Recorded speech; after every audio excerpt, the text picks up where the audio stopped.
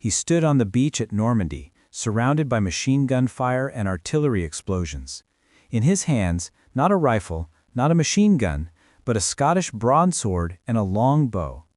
This British officer would charge into battle playing bagpipes, would capture 42 enemy soldiers with just his sword, and would survive impossible odds again and again. Military commanders said he was insane. His enemies were terrified of him. His own men didn't know whether to follow him or question his sanity. This is the story of the most unconventional warrior of World War II. Stay until the end to discover how he survived a mission that should have killed him 10 times over. John Malcolm Thorpe Fleming Churchill was born on September 16, 1906 in British Hong Kong. His father, Alec Churchill, was a British civil engineer working in the colonial service. His mother, Eleanor Elizabeth, came from a distinguished British family. Young Jack, as the family called him, was born into privilege and tradition, a world where British officers still believed in honor, duty, and the old ways of warfare. Jack spent his early childhood in Hong Kong, a city where British colonial culture mixed with ancient Chinese traditions. He was surrounded by servants, educated by tutors, and raised to believe in the greatness of the British Empire. But Jack was never a typical colonial child. He was wild, adventurous, and constantly testing boundaries. His parents struggled to contain his energy and his complete disregard for conventional rules. When Jack was old enough, he was sent to England for proper education, as was customary for children of British colonial families. He attended King William's College on the Isle of Man, a prestigious boarding school that had educated generations of British military and political leaders. The school was strict, emphasizing discipline, classical education, and physical fitness. Jack Churchill hated every minute of it. He found the rigid rules suffocating, the classical curriculum boring, and the other students insufferably conventional. He was constantly in trouble for minor rebellions, sneaking out at night, organizing pranks, questioning authority. His teachers noted that Jack was brilliant but completely undisciplined. He excelled at things he interested in, history, fencing, archery, and ignored everything else. Despite his rebellious nature, he passed his exams and graduated. He then attended the Royal Military Academy at Sandhurst, the premier training academy for British Army officers. Sandhurst was even more rigid than his boarding school, designed to transform young men into disciplined military leaders. Most cadets either conformed completely or washed out. Jack Churchill did neither. He completed the program, but on his own terms. He excelled at military history and tactics, became one of the Academy's best fencers and marksmen, and impressed his instructors with his physical courage. But he also constantly questioned conventional military thinking. He argued that modern warfare had become too mechanized, too impersonal. He believed that individual warrior spirit mattered more than technology. After graduating from Sandhurst in 1926, Second Lieutenant Jack Churchill was commissioned into the Manchester Regiment. He was 20 years old, full of energy and ideas, and completely unprepared for the reality of peacetime military service. The British Army of the 1920s was boring. Britain wasn't at war. Officers spent their time on administrative duties, parades, and maintaining colonial order. There was no adventure, no glory, no chance to test oneself in combat. Jack Churchill was desperately bored. He served in Burma, where the Manchester Regiment was stationed to maintain British colonial control. His duties involved patrolling remote areas, dealing with minor disturbances, and endless paperwork. Jack found creative ways to make things interesting. He learned to ride motorcycles at high speeds through dangerous terrain. He practiced archery, becoming extraordinarily skilled with the longbow. He learned to play the bagpipes, an instrument he had fallen in love with during visits to Scotland. But routine military service wasn't enough for Jack Churchill. In 1936, after 10 years in the Army, he resigned his commission. He was 30 years old, with no clear plan except that he couldn't spend his life in a peacetime military. He needed adventure, challenge, something to test himself against. He returned to England, uncertain of his future. What followed was the most unusual period of Jack Churchill's life. Unable to find satisfaction in conventional careers, he became a professional male model and actor. He appeared in several small film roles, including an appearance as an archer in the 1938 film The Drum. He worked as a model for advertisements and magazine photo shoots. He also competed in archery competitions, winning several national championships. Jack also pursued another passion, bagpipes. He became an accomplished piper, performing at events and competitions. In 1938, he represented Britain in the World Archery Championships in Oslo, Norway. He didn't win, but he impressed spectators with his skill and flamboyant personality. Jack Churchill was living an unconventional life, but he was restless, sensing that something bigger was coming. Then came September 1939. Germany invaded Poland. Britain declared war on Germany. World War II had begun. Jack Churchill immediately tried to rejoin the army.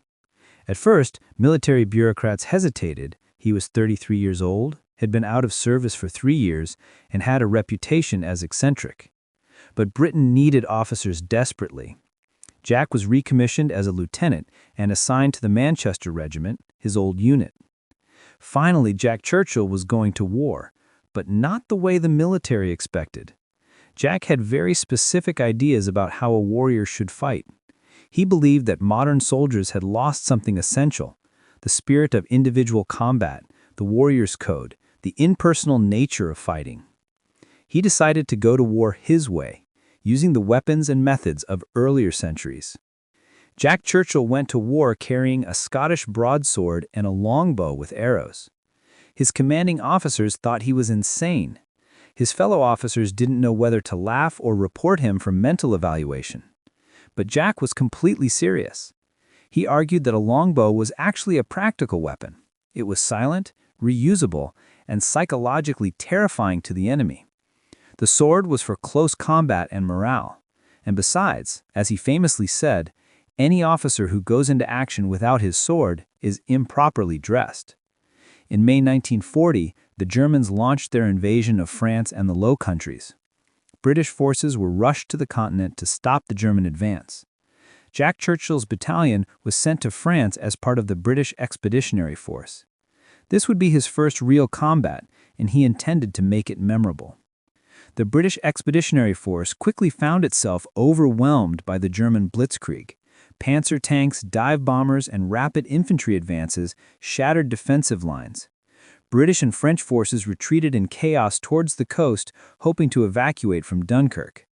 Jack Churchill's battalion was part of the desperate rearguard action, trying to slow the German advance. During one engagement near the village of La Epinette, France, Jack Churchill saw a German patrol approaching his position. Most British officers would have ordered their men to open fire with rifles and machine guns. Jack Churchill did something completely different. He knocked an arrow, drew his longbow, and shot a German soldier through the chest. It was the first recorded longbow kill in World War II. The psychological effect was extraordinary. The other German soldiers, seeing their comrade fall to an arrow, didn't understand what had happened. Arrows belonged in museums, not modern battlefields. They panicked, taking cover and firing wildly, unable to identify where the attack came from. In the confusion, Churchill and his men ambushed the patrol, killing or capturing the entire group. Jack Churchill had proven his point. In the right circumstances, ancient weapons could be devastatingly effective. But the Battle of France was lost. The British Expeditionary Force retreated to Dunkirk, where hundreds of thousands of soldiers were evacuated across the English Channel in a desperate operation. Jack Churchill was among those evacuated, standing on the beach playing his bagpipes, while German artillery shells exploded around him. Back in England, the British Army needed to rebuild and reorganize. Churchill was promoted to captain and assigned to a new elite unit, the Commandos. The Commandos were Britain's answer to the Blitzkrieg, highly trained soldiers who would conduct raids, sabotage missions, and unconventional warfare. It was perfect for Jack Churchill. The Commandos attracted the most aggressive, unconventional, and slightly crazy soldiers in the British Army. Jack Churchill fit right in. He threw himself into training, mastering small boat operations, cliff climbing, demolitions, and close-quarters combat. And he continued to carry his sword and bow, now accepted as part of his personal arsenal. In December 1941, commando units conducted a raid on the Norwegian island of Vagsøy, targeting German positions. Jack Churchill led a group of commandos ashore, playing his bagpipes as they approached the beach. German defenders, hearing bagpipes through the morning mist, thought they were being attacked by a massive force. Jack and his men charged the German positions, with Churchill swinging his broadsword and cutting down enemy soldiers. The raid was a success, destroying German facilities and capturing prisoners. Jack Churchill personally captured several Germans, using his sword to intimidate them into surrender. He also played his bagpipes during the fighting, which he claimed improved morale and confused the enemy. His commanding officers were torn between admiring his courage and questioning his sanity. But Jack Churchill's most famous exploits came in 1943, during the Allied invasion of Sicily. The Allies were pushing up through Italy, and commando units were tasked with seizing key positions ahead of the main invasion force. Churchill was now a major, commanding No. 2 Commando Unit. His target was a German-held town in Sicily. Churchill led his men in a night assault. As they approached the German positions, he played a marching tune on his bagpipes, then drew his sword and charged. His men followed, screaming and firing. The Germans, confronted by a madman with a sword playing bagpipes, broke and ran. Churchill and his commandos captured the town along with 42 German soldiers and a mortar crew. Jack Churchill took the German prisoners at sword point. He literally stood there with his broadsword, ordering the Germans to surrender, and they did, because who argues with a crazy British officer wielding a medieval weapon? The prisoners were marched back to Allied lines, with Churchill occasionally playing his bagpipes to keep them motivated. Military historians later analyzed this action and concluded that Churchill's unconventional tactics actually worked because of their psychological impact. Modern soldiers are trained to handle rifle fire, artillery, and tanks. They are not trained to deal with an officer charging them with a sword while playing bagpipes. The sheer unexpectedness of it caused panic and confusion, making the Germans more likely to surrender or flee. But Jack Churchill's luck ran out in Yugoslavia in 1944. He was leading a commando raid against German forces when his unit was ambushed. Heavily outnumbered, the commandos fought desperately. Churchill was in the thick of fighting, using his sword and pistol, when he was finally wounded and knocked unconscious by a grenade explosion. When Churchill woke up, he was a German prisoner of war. The Germans couldn't believe what they had captured, a British officer carrying a sword and bagpipes. They interrogated him repeatedly, convinced he must be an important intelligence asset. Why else would someone so crazy be allowed to command troops? Churchill told them nothing, maintaining the fiction that he was just a regular infantry officer. The Germans eventually sent Churchill to Sachsenhausen concentration camp, one of the most notorious Nazi camps. It wasn't a death camp like Auschwitz, but a brutal place where prisoners were worked to death or executed. For most prisoners, being sent to Sachsenhausen was a death sentence. For Jack Churchill, it was just another challenge to overcome. Churchill immediately began planning his escape. He observed guard routines, studied the camp layout, and looked for weaknesses. In September 1944, he made his move. Along with a Royal Air Force officer, Churchill escaped through a drainage ditch under the camp's perimeter fence. They were free, in the middle of Nazi Germany, with no supplies and no clear plan.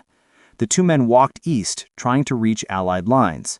They traveled at night, hid during the day, and scavenged food where they could. After walking for days, they approached the Baltic coast, hoping to find a boat or reach Soviet lines. Instead, they were recaptured by German forces near the town of Rostock. Churchill was transferred to another POW camp in Austria, Sachsenhausen's Austrian satellite facility. Once again, he began planning an escape. In May 1945, as Germany was collapsing, Churchill simply walked out of the camp. The guards had largely abandoned their posts, and the camp administration had broken down. Churchill walked through the gates and started heading west toward advancing American troops. He was picked up by American troops in Italy and returned to British command. The war in Europe had just ended. Germany had surrendered on May 8, 1945.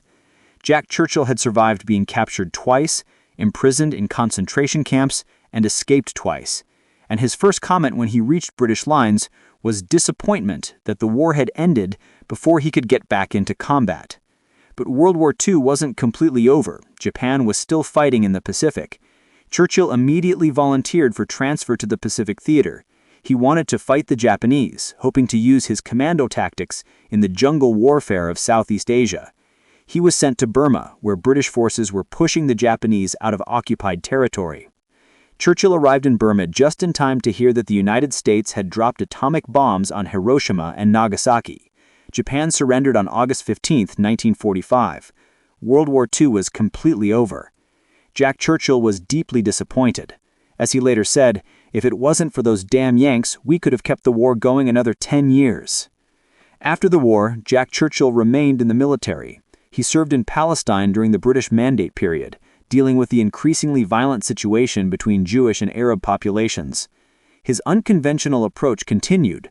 At one point, he allegedly defended a Jewish medical convoy from Arab attackers using his bagpipes to summon British reinforcements. In the 1950s, Churchill served as an instructor in the Land-Air Warfare School in Australia, teaching British and Australian officers amphibious warfare and commando tactics. He also pursued his passion for surfing, becoming one of the first people to ride the tidal bore wave on the River Severn in England. He rode a homemade surfboard on the river's tidal wave years before surfing became popular in Britain. Jack Churchill retired from the British Army in 1959 at the rank of lieutenant colonel. He had served for over 30 years, fought in World War II with a sword and bow, been captured twice, escaped twice, and survived dozens of actions where he should have been killed. He received numerous decorations, including the Distinguished Service Order and Bar, one of Britain's highest military honors.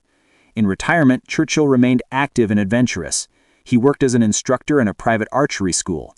He continued surfing well into his 60s. He maintained his interest in bagpipes, performing at events and teaching others to play. He became something of a local celebrity in his small English town, the eccentric retired officer who had gone to war with a sword. Jack Churchill lived to the age of 89, dying on March 8, 1996 in Surrey, England. He had outlived almost all of his World War II comrades, remaining physically active and mentally sharp until near the end of his life. His funeral was attended by military veterans, local residents, and people who had heard the legendary stories of Mad Jack Churchill. His legacy is complex. Military historians debate whether his tactics were brilliant or reckless, whether he was a tactical innovator or simply lucky. What's undeniable is that Jack Churchill represented a type of warrior that no longer exists, an individual who brought personal courage and ancient warrior traditions to modern industrial warfare. The weapons Jack Churchill carried, the sword and longbow, are now in British military museums, symbols of a unique moment in military history. Modern special forces study his commando raids not for the sword fighting, but for his understanding of psychological warfare and the importance of surprising the enemy. But perhaps Jack Churchill's most important legacy is simply his spirit. In an age of mechanized warfare, where battles are decided by artillery, aircraft, and armored vehicles, Churchill proved that individual courage and audacity still mattered. He showed that in the right circumstances, a single determined warrior could change the outcome of a battle. Churchill himself never saw anything unusual about his approach to warfare. When asked why he carried a sword and bow into World War II, he simply said, "That was the proper way for an officer to fight." The modern military had lost something, he believed, the personal nature of combat, the warrior's code, the understanding that battles are won by men, not machines. The moment that defined Jack Churchill's legacy came in the 1970s, decades after the war. A military historian interviewing Churchill asked him what he thought about modern warfare, the missiles, the nuclear weapons, the idea of warfare conducted from thousands of miles away. Churchill thought for a long moment, then said something that perfectly captured his entire philosophy. He said that warfare had become too impersonal. Soldiers now killed people they couldn't see, destroying targets on screens without understanding the human cost. This, Churchill believed, was dangerous. When killing becomes impersonal, it becomes too easy. A warrior should understand the weight of taking life, should face the enemy directly, should never forget that war is ultimately about human beings. That was Jack Churchill, Mad Jack, the officer who went to war with a sword, the commando who played bagpipes in battle, the unconventional warrior who defied every military convention and somehow survived. His story seems impossible, almost fictional, but every detail is documented, witnessed, and verified. Jack Churchill really did fight World War II his own way, and he proved that sometimes madness and genius are closer than we think.